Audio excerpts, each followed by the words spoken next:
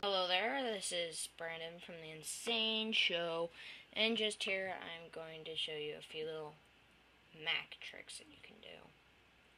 The first one is to get your name right up here. You're using your computer name right up here in this corner, which, right there. Not to say my last name or anything, but okay, and now just gonna go and open up System Preferences. So open up System Preferences, and then you're gonna want to go to what was it? Accounts.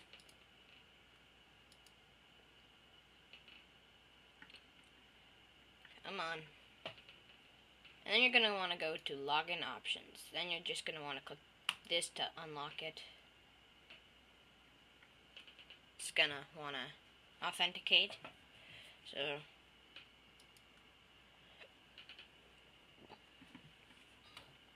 now it unlocks. And here's what you can do. Okay, and here you have Enable Fast User Switching. You just want to click that. And then you can either choose name or short name. Short name does that, and your name does that, whichever one you choose. And so then, after that's applied, just get out of here. Just close that,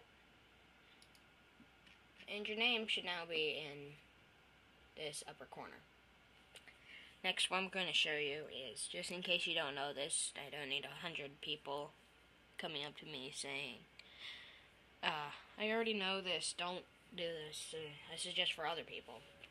Now what you're going to do is you're going to press Command, and then you can press Tab.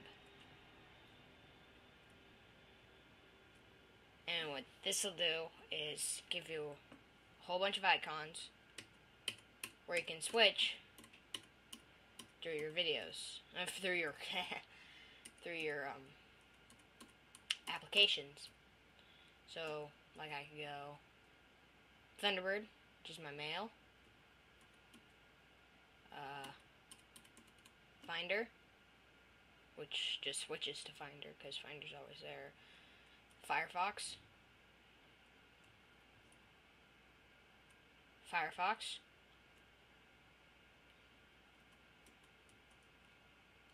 QuickTime Player, and there you go. That's how you switch through tabs. Another thing is getting volume. You know how you have to get a whole bunch of volume blocks, just one? Well, here's how you can do this. All you're going to want to do is press your function key if you have one, then press Shift and then Option or Alt. Then press your volume up or volume down key. And this here,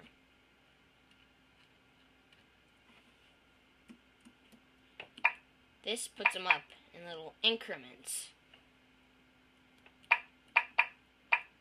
of fourths. So like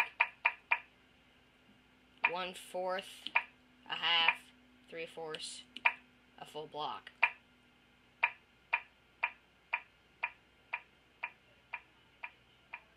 So this will let you go really low, even right before the little bit right before mute. So you still have sound, but it's not that much. And then you can also do this. So there you go. A few little things for Mac that are cool to do.